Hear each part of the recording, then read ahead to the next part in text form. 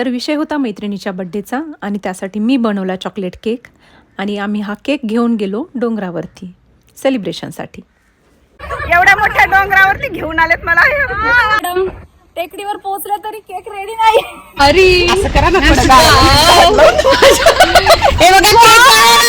सांगताय की तुम्ही रिॲक्शन द्या, केक छान झालाय म्हणून. ज्योतिताई गोंधळे पूजा ताईंचे स्वागत करताना.